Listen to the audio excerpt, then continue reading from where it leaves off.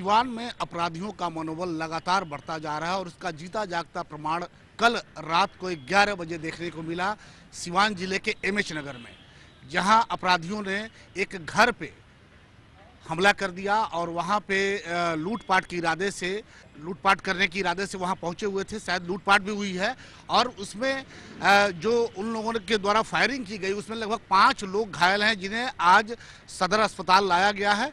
हम बात करेंगे वहां पे मौजूद कुछ लोगों से। आप बताइए कैसे क्या घटना घटी? घटना हुआ सर कि जो घर में डकैत पड़े थे, हम लोग गांव वाले सब लिए बचाने के लिए हैं, उधर से वो लोग फायर किया 4-5 कै बजे की घटना है? करीब 11 बजे सर, रात में 11 जी। बजे। क्या डकैत जो डकैती करने आए थे वो सफल रहे, लूटपाट करके जा चुके हैं या बच गया आपका सामान वगैरह? सर सब तो लूट के लेके चले गए हैं ना, और जो फायरिंग की है 4-5 आदमी के घायल हो गए हैं जी।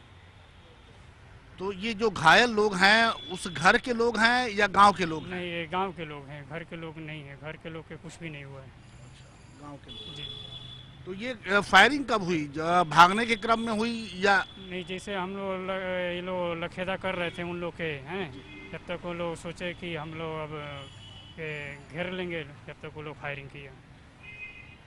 तो इसमें आपने जब 11 बजे इस तरह की घटना घटी, आपने पुलिस अधिकारियों को, स्थानीय थाना को सूचना दिया या नहीं दिया?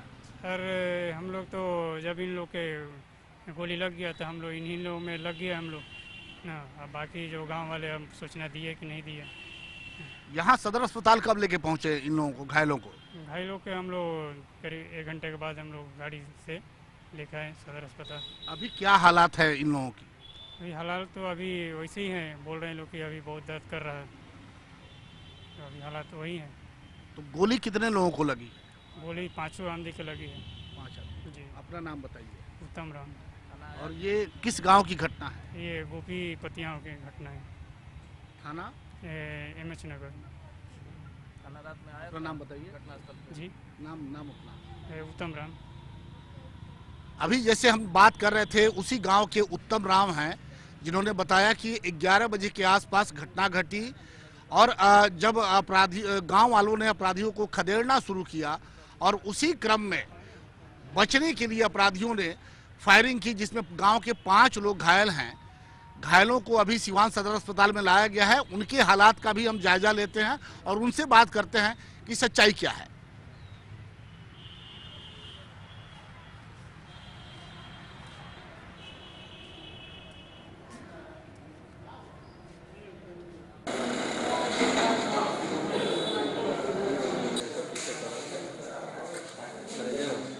इस डकैती में घायल एक व्यक्ति हैं, हम इनसे बात करेंगे कैसे क्या क्या हुई, विस्तार से बताइए। हम लोग सोए थे, एक बाइक हाला हुआ, उसके बाद से छत पर से हम लोग नीचे गए तो देखे कि पूरा वहाँ पे पब्लिक जुटी है। वहाँ गए लोग तो देखे कि पूरा चोर वहाँ पे चोरी कर रहा है सब। हम लोग बचाव के लिए वहाँ पे गए। जब गए वहाँ पे हम लोग को लोग देखकर और फायर कर दिया गोली। हमको गोली लग गया और वहाँ हम गिर गए। कितने संख्या में वो डकैत थे? 10-15 संख्या में। और ये कहाँ की घटना है? गोपी पतियाँ। किसके घर में ये लोग घुसे हुए थे? रामाशंकर सिंह। तो कितने लोगों को गोली लगी? 5 लोगों की। ये सभी लोग उसी घर के हैं या गांव के लोग हैं? गांव के लोग हैं। तो फिर आप लोगों को गोली कैसे लग गई? हम लोग वहाँ पे गए थे लोग बचाव के लिए। हम लोग एकजुट थे, वो लोग जुट में गोली मार दिया। अच्छा, ये घटना लगभग 11 बजे की बात है। आपने वहाँ सदर जो पुलिस है, स्थानीय पुलिस, वो कितने बजे पहुँची? आपने खबर दिया उनको? हम लोग को चोट लगी 11:30 में। उसके बाद से हम लोग गाड़ी मंगाकर गांव से बाहर निकल रहे, तब तक प्रशासन वहाँ से चल दी।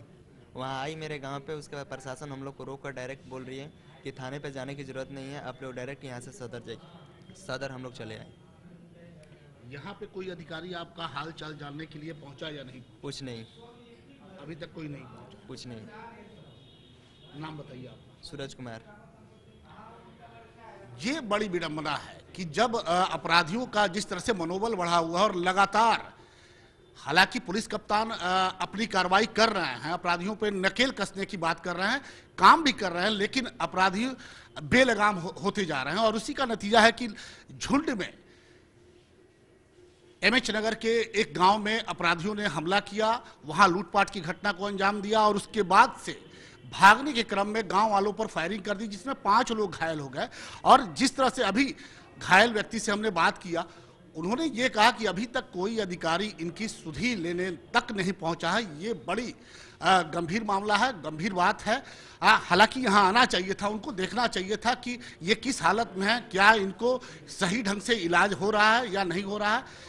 इनको बाहर भेजने की जरूरत है।